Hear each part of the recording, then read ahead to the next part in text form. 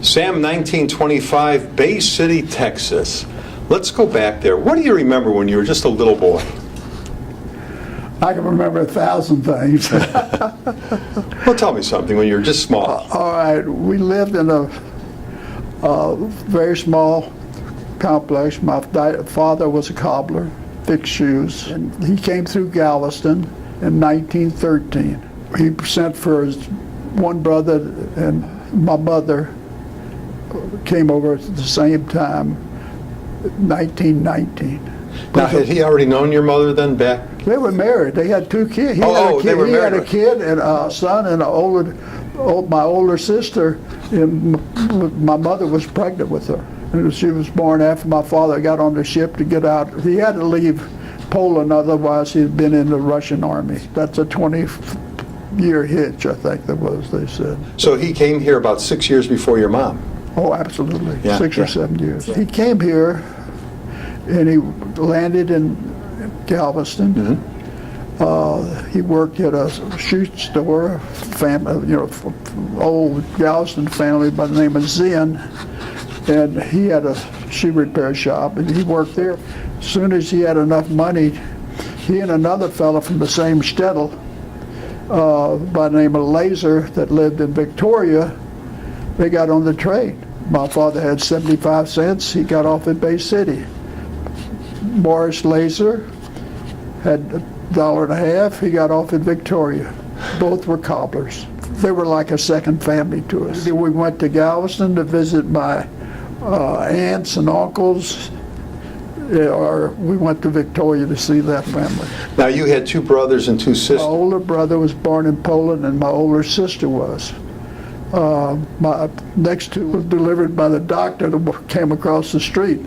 Lived on the same street with them half a block. Now, your grandparents, you never got to meet them then? I never got to meet them, and I only found out a few months ago that they were sent to a camp. Really? Okay. Do you know what they did for a living? My grandfather, 6 generations before him were shoemakers and cobblers. What town were they all raised in or living in? Mezrich, M-E-Z-R-I-C-H. It's east of Warsaw, maybe 100 kilometers. I've been there. Nothing's left. There were 25,000 Jewish people living there. Where did you go to grammar school? Jefferson Davis Grammar School. Okay, and what was that like for you? I had friends, I had friends that would live through a block, and we were in the Cub Scouts together. We went fishing together. We played football together. I got my letter in football and track, and we had a great group of kids. They're all, several were Jewish, several weren't Jewish. My dad's father was a very close friend of mine. We worked side by side putting Texas tax stamps on cigarettes. We did that for about 2 or 3 years together. When you were just a young boy, the Depression hit. Did it affect your family at all? Oh, absolutely. My father, before the Depression, he sort of branched out and had men's work clothes and shoes, but he had to sell all that off to feed us, and then he just became a cobbler only. And he took the building he had, and the time he got here in 1913, by 1919, my father had bought a old bank building, right on the corner of Main Street in Bay City, and also bought my mother a house. Wow. With 3 nice, a big nice house for the family. When she got here she got off in Ellis Island and came down from the train with her brother and her sister and herself. So he really came here and really worked hard. Did he talk to you about when the Depression hit and he had to sell everything off, how hard that was to go, man, I worked? Look, I lived through it. I realized we were struggling. I started making money by trying to be a shine boy. But my better job was working for the Dens. Myers' grandparents had this little grocery store. and I would take bags of beans or bags of rice and break it up from 100 pounds to 5-pound packages. I worked there. Then I worked for another grocery, and then I worked for a department store. I worked the whole time I was growing. Most of these people that worked for were Jewish. 3 grocery stores I worked for, and one department store, 2 department stores I worked for. Where did you go to high school? Bay City High School, Okay. Black Hats. And you played sports there? I ran track. I wasn't a good basketball player. I didn't have the hands. I had a little bitty hands, and I sort of was a second string that never got in the lineup. Yeah. But I lettered in track and football. Football, what'd you play in football? What position? Defensive end. They didn't have platooning that day, but I could tackle my closest friend. He could catch passes. He wasn't much on defense. I was good on defense. So When you were in high school, World War II broke out.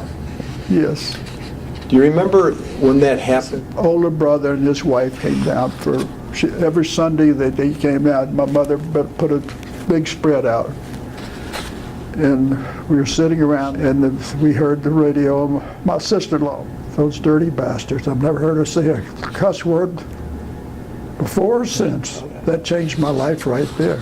Now, did your 2 older brothers, did they have to go into We the all service? served in the Army. The Den Boys, the 3 Den Boys all served in the Army. Right. Everybody in town, all the Jewish men, all the draft age, were in the Army. Yeah. Only one fellow, he was sent to work in a defense plant. Now, did everybody come back home? Everybody make it home? Okay. Let's go on now. You joined the Army, When I was 17, right? the Army created a program called the A-12 or ASTRP to combat with the V-12 program that the Navy. The Navy started the V-12 program and started taking the cream of the crop. Right. They were V-12 trained the young 17-year-olds to become ensigns. The A-12 program got started, but before I got through it, they had the Battle of the Bulge, and we were, pardon me, when I got 18, I had to go to basic. Right. And I went to basic training. I went to Camp Roberts and then to San Luis Obispo, and where I was assigned to the 97th Infantry Division. This division was trained by the Marines to do landings. And we worked up and down. We went down the coast. We did landings off the coast of San Diego.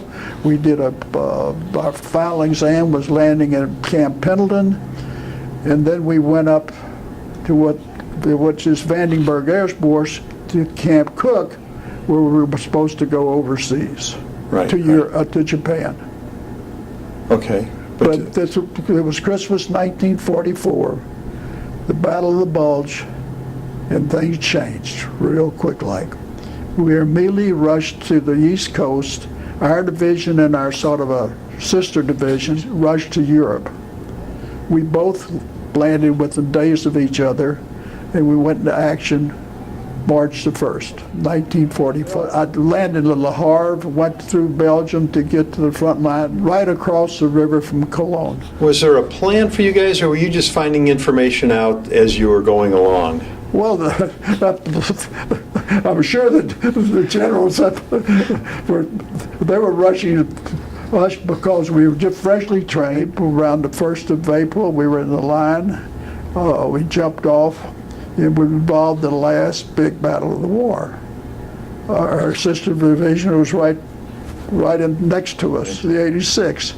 And we went in, what you did, they encircled the entire Ruhr Valley, and there were 20 American and British divisions, and we captured over 325,000 Germans surrendered to us. I was chasing prisoners one day. I started off with 15. I had 200 by the time I got to the pens. Were you nervous or scared at all, just you with 200 prisoners? I wasn't scared a bit. But a sniper opened up at me, and I just got in line with the German soldiers. He couldn't tell, and then he quit shooting. And these soldiers, there was just no more fight in them. They were done. They wanted to surrender. They wanted the war to stop. Yeah, yeah. And they would, that last battle, I walked into Dusseldorf ahead of my rifle company. I rode in. I went to caught a ride with a Red Cross driver that didn't know where he's going. And we go into Dusseldorf, and we were ahead of the rifle company. Now, what was the name of this battle? The Battle of the Ruhr Valley. Our first battle, we had to attack the city across the river. Mm-hmm. We were taking the city of Siegburg, which is on the Siegburg. It's on the right across from, practically across from Cologne. There was a levee, and we all lined up behind the levee. We thought we were protected. But the Germans just came running down the levee with mortar shells. They knocked out I was supposed to be a litter bearer that day. They knocked out the medics of the battalion. Knocked out half of them, killed them. Only piece of shrapnel I heard hit my boot. Hit the sole of my boot. No, it covered me with dirt. It didn't. I wasn't buried in it. You guys came across concentration camp. All right. I went to two. Near Siegburg, there was a smaller one, so like a medical exam deal. And I went to that one, and I could walk in. And it was in the 86th sector. Right. They brought. We were able to. They sent us by truck to there, and we went through the camp. My squad. What did you see there? Well, I saw people in the bunks, and I spoke to them in Yiddish. Anyway, it was pretty tough. Yeah. Then we came out of there, and there was the guards had some women they were using, and they got all excited. They said they talked to us, and naturally I could understand them. Yiddish is close enough to German. Right. There were some guards from the camp were coming down the road, and we see them. They see us. They start running up the hill, and one of the guys we opened up with a couple of BIARs and stuff like that, and they came in and surrendered to us. Then we turned them over to the 86. Yeah. But that was pretty. Do you remember that was the first camp. What was the name of that camp? Well, it was near the town of Siegen, S-E-I-G-E-N. Yeah. Okay, I don't think it had a name. It was too small. And do you remember any things that the people might have said to you when you got there? No, they all talked to me. They were very glad to see you, though, I'm sure. Yeah. Okay, and then now, did you guys know you were going to that camp, or did you just happen upon it? No. The 86 liberated camp, somehow they passed it on to we were like that. Right. They followed us in California. They followed us to Staten Island. They followed us to get on the boat. We went together. So. Yeah. Okay. Okay, and then you went on to another camp. That was later on. We finished the Battle of the Ruhr Valley. Right. They put us on our trucks. I had the truck because our platoon had an anti-tank cannon. They dropped the cannon off and left the cannon in around Dusseldorf or somewhere. And we went without the cannon all the way across to the Czech border. We get ready to go to the Czech border, and they found Flossenburg. Flossenburg was one of the oldest camps in Germany, where all the major political prisoners and stuff like that were killed there, executed there. The most noted one was the minister, Dietrich Bonhoeffer. And then there was Canaris was killed there. John Canaris. He was the head of the German Secret Service. Okay. And Hitler suspected him of being subversive, I guess you call it. Also, there was somebody from Belgium that was there, but I don't know if he was executed or not, of royalty. Well, we went to the camp, and my sergeant says, this is one blank detail you don't get. Yeah. And sent me down the road a piece to guard a German tannery that was loaded with German Navy supplies, that there was no more German Navy. I stayed there 2 weeks while my squad was cleaning up Flossenburg. Yeah. I went back to pick up the squad got back together. I went back to the squad. I walked into headquarters. I saw some of the things, the lampshade did a couple of few things, and I started to go back to see the camp. Well, you know what my sergeant says?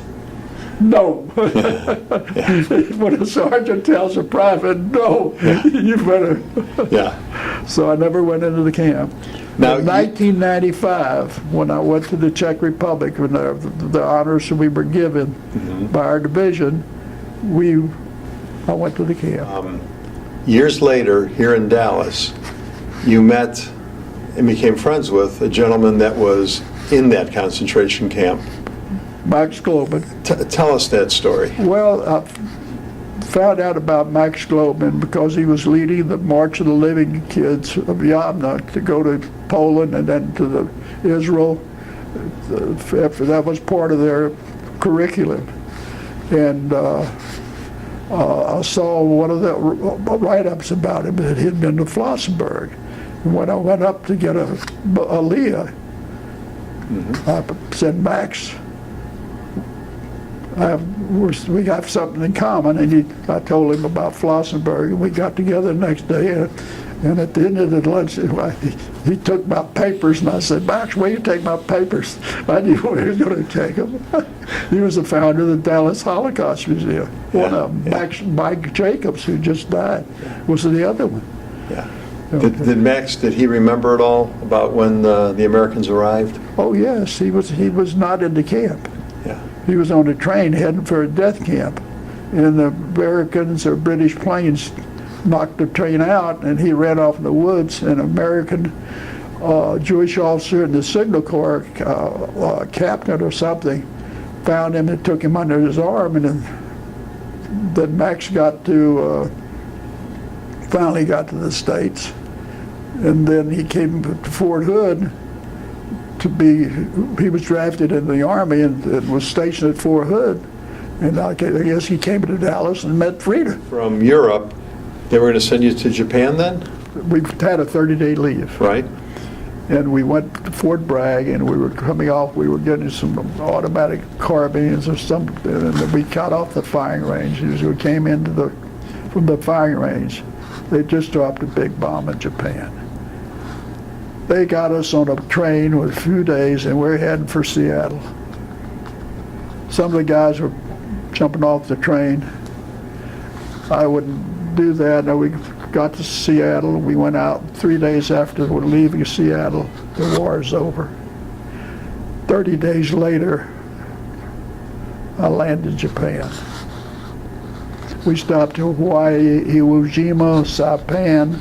Iwo Jima, we got off the boat. In Hawaii, we got off the boat, and it's the Jewish holidays. And they told everybody to go to the high school, Honolulu High School, for Rosh Hashanah holidays. And I'm walking up the steps at Honolulu High School, and guess who I'm sitting there? Mardin, his father. I spent 2 days with him. We swam on Waikiki Beach. Then I had to get back on my boat. I get to Japan. I'm in Japan about 3 or 4 days. We're sitting out on a Japanese Air Force base. There were hangars that are still up, but there were wrecked planes scattered between the runways.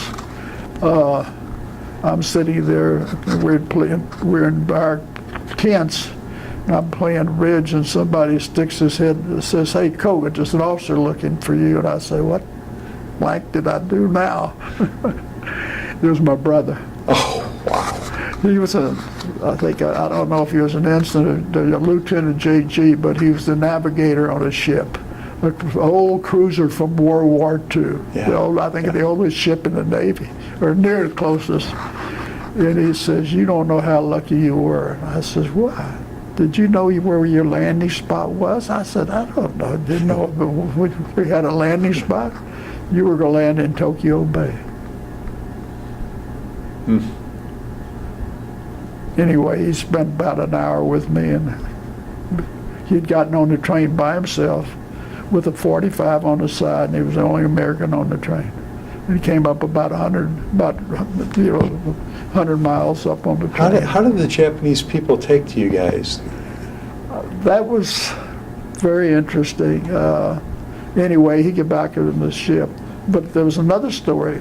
I'm going through Belgium, and I look out of the we were on a 40 and 8s. Right. And I look out there, and there's a truck with my older brother's insignia number on it, 726 training railroad battalion.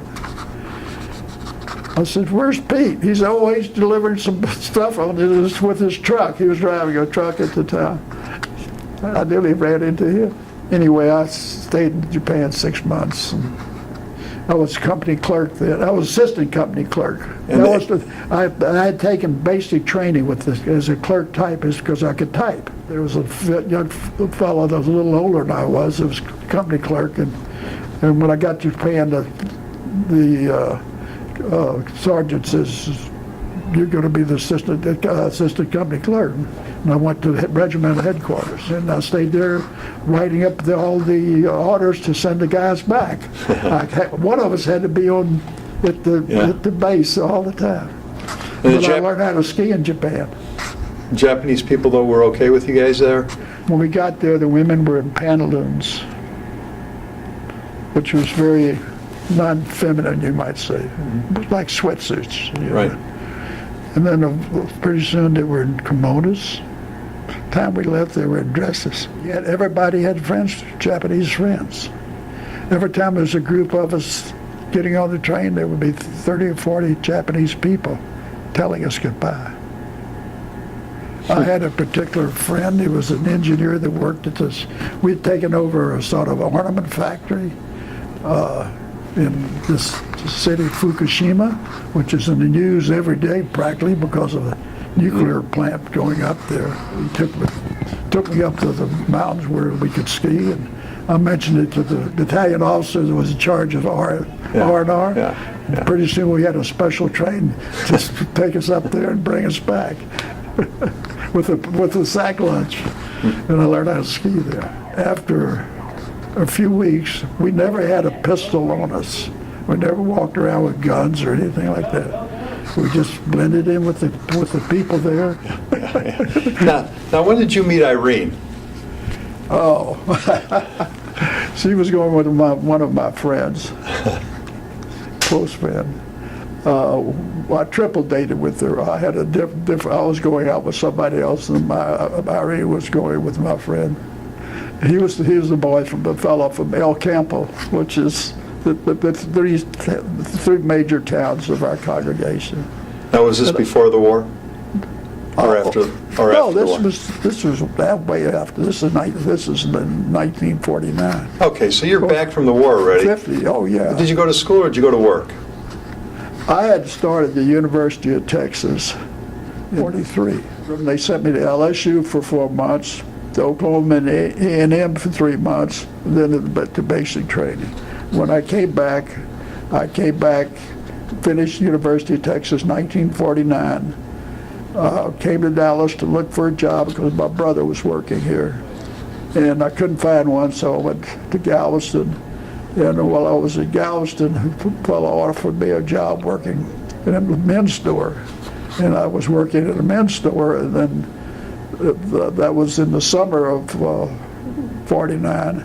And then I went home for the holidays, the religious holidays, and one of the a leader of the congregation, he asked me what I was doing. I said, I was selling ties and shirts in Galveston.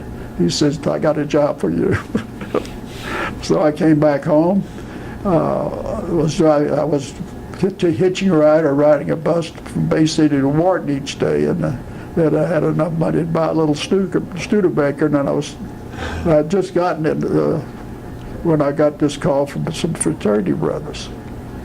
They had their father was they got out of Germany before the war, went to Mexico, and they went to Corpus Christi, had a luggage shop, and they came up. The father was very sharp, and the vinyl plastic had just been invented.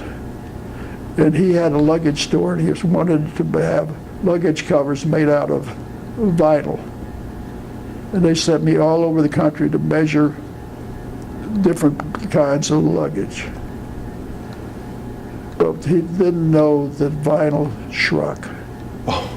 We made all these 2,000 luggage pieces and luggage covers, and it all went into the dumpster. While they were messing with this luggage cover, a fellow off the street came in and says, I want a garment bag made out of that material. So they made a garment bag out of it. The guy walks out, he sees it, the zipper's going up, down instead of up. But he took it and he says, you guys did a miracle. That's exactly what I wanted. So they looked at each other and said, maybe it's everybody wants one. They were the first one to come with traveling garment bags. Wow. I worked for them for 11 years, and we really grew. What was the name of that company? It was called it became Plastic Products or something Incorporated.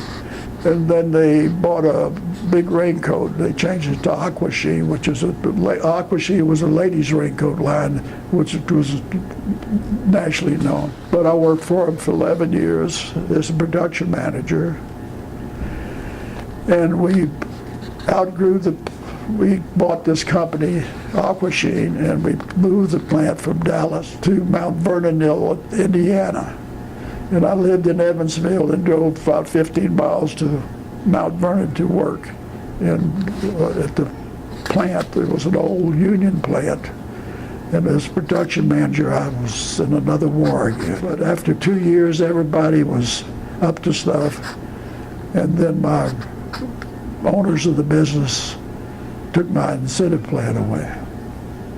I had 3 little boys, and I'd worked pretty hard for them, and I thought that was, so I got the first vacation, I found a job in Dallas and came back. Yeah. That lasted 6 months. I had 4 or 5 other jobs, all going down the hill, and down the ladder, you might say. My wife and I, she had $5,000 worth of war bonds from World War II. I borrowed $5,000 from my cousins and brother-in-law. But I had 5 that we started with $10,000. And we back in 1965. And it was very successful. And what business did you start? We started a company called Dart Manufacturing. D-A-R-T. We had it before they had the Dart. Yeah. And I had Dart 1 and Dart 2 license plates. And when Dart first came in, it was not very friendly. I mean, people weren't very friendly to us. I'd get the finger. Now you But I didn't. immediately got rid of the Dart 1 and 2 license plate. We struggled, but we became very successful. And then when we were getting ready to retire, we hired a president. And he told me, I'm not going to work for your 3 sons. There were 3 sons, Right. My wife and I. We did really good. Each son had the youngest son was, it started with my wife. and he was great in sales. My middle son took over one of their departments, stamping credit cards. We had gotten very big in that. And the oldest son was a very good designer, Yeah. and I ran the back. Now, is the business still going? We sold it. You sold it. Okay. Well, let's go back. I was just telling you that the president founded the largest fountain pen company in Europe to buy us for big bucks in 2007. That's great. 2008, but they blamed the recession on the fact that they couldn't make a profit on the business. But it was not the recession. They didn't listen to the president I left in charge. They were taking orders from Germany, and this is the promotional products industry, which you got to be right on your toes, because there's 5 other competitors making the same things you are. You were on a triple date. Right. You weren't dating her at the time. No. How did you guys start the date? Actually, we were with 2 separate people. We went out for a Coke date. Then I ended up taking Irene and started taking Irene out. And my friend wasn't really interested. He had a couple more years at University of Texas. He was Austin, but he was studying to be an architect. So I'd already finished, and he had 2 more years to go. So he wasn't looking to get married. And what year did you guys get married? 51. Was there an invention in your lifetime that came along that you went, wow, how did we ever get along without that? I invented a few things. I'm a fisherman. I've been a fisherman since that tall. The hottest product came to us was not a fishing product. It was somebody brought it in for us to make, and then he couldn't come up with the money to pay for the dyes or the materials or our work. And then we took it ourselves, and it grew to be 2.5 million ladies' clutch purses. We sold them to banks. Okay. And my youngest son and my oldest son did a lot of that. What else did you invent? Well, I invented fishing tackle things. I'm in Mount Vernon, Indiana. Irene's family lived in Mount Vernon, Illinois, which is about 90 miles away. And I'm going up, we were up visiting him, and one of Irene's uncle, Joe Glassman, takes me and says, Sam, I got a closet full of scraps. He was buying vinyl, close-out or expanded vinyl, and selling it in kits to cover dinette chairs or bar stool chairs and stuff like that too. Put a piece of foam and several pieces of plastic, and the person could cover their own chairs. Anyway, he calls me and said, I got a whole closet for this expanded vinyl. So I look in there, and he did. A few months later, I'm back in Dallas. They opened a new lake. I'm going down there to catch some fish, and I take the 3 boys. We stop at a bait store to buy shiners, and laying on the counter is what you call a reel boot. You slip over the end of a rod with the reel on it and the drawstring on top. It's a Anyway, I called my Irene's uncle. I said, send me a box of that vinyl. This is the type of stuff I did all my life. I get the scraps. My brother, there was a company in Houston, headquartered in Houston, called Archer Sporting Goods Company. They also had a dry goods, bunch of dry goods stores that they had relatives working at. I worked at that when I was a kid. I worked at Washington, Oshman Dry Goods Store. My brother had managed a store and worked for Jake Oshman for many years, 30 or 40 years. Anyway, I said, who do I go see at Oshman's to sell this item to? So he tells me Ansel Oshman, that's a nephew of Jake Oshman. And I walk in and say, hi, Ansel, this is, he introduced, he knew immediately who I was. I said, I've got this item. You think you can sell it? Well, he took it to the back, showed it to the other people in in the warehouse. They said, sure, give me 4 dozen. What was that item? It's the real boot. Yeah, okay. Then the Hodgman started selling that. I started making other items, and I designed better items than a real boot. Yeah. And we made the best thing we made was organizers. I made a floating tackle box. They would hold 100 floating lures. And the lady bass fishermen fell in love with it because they could carry 100 lures and he would float in the water. I had that happen, that I flipped the boat. I had 2 bags with lures floating, and they floated. Everything else is in the bottom of Texoma. Oh, wow. Wow. Biggest fish you ever caught? 150 pounds. What kind of fish? Halibut in Alaska. Gave you a battle, didn't it? 45 minutes. The mate wanted to take the rod away from me. I said, no way. But we got it up there. I wanted to give it to the ship, to the small ship we were on. And the lady says it's not from an official purveyor. The fish was still alive. The charter boat says, I'll freeze it for you and ship it to you by air. So I give him my credit card. 4 days later, it gets to my dock. I go back there, it's half defrosted. Oh. So I get on the intercom and I says, I've got some fresh fish down at the dock. Y'all come by and I'll give you enough for supper. Oh, wow. I kept enough for us to have 1 meal, gave all the rest away. Wow. And my employees said, Sam, when you go back to Alaska? Yeah. Now, were you and Irene involved with the Jewish community here in Dallas? Lots. There was a Jewish Boy Scout troop. I was involved with that. All 3 sons were all in the Scouts. One son, I've still got a grandson that's working on the Eagle. He's in special needs. And he's 25, but he's going to get Eagle Scout in the next couple months, I guess within a month or 2. And I've got, that's, the middle son had 3 Eagles, 2 Eagle Scouts and one to be. He was an Eagle Scout, and I love scouting. Yeah. I learned a lot from being a Boy Scout. Irene was the leader of the B'nai B'rith girls, Right. and I sort of was an advisor to the boys group. Okay. Now, in your lifetime, you've lived through so many momentous occasions. You know, of course, World War II, a little bit later, the Kennedy assassination. Well, I can remember exactly that afternoon. Tell me about it.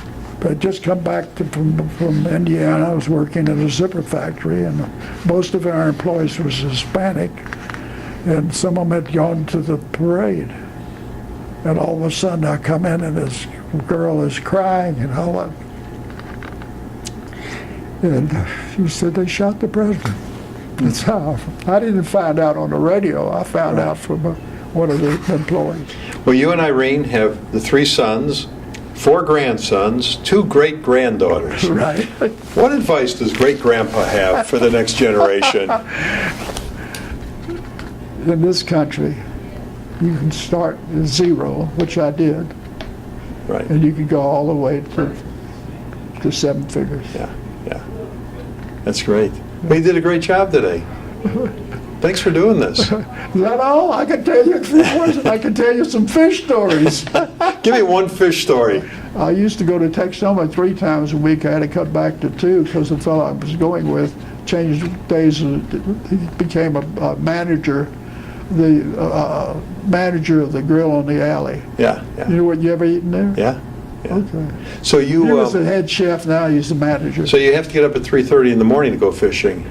Well, we leave at 4:45. Yeah.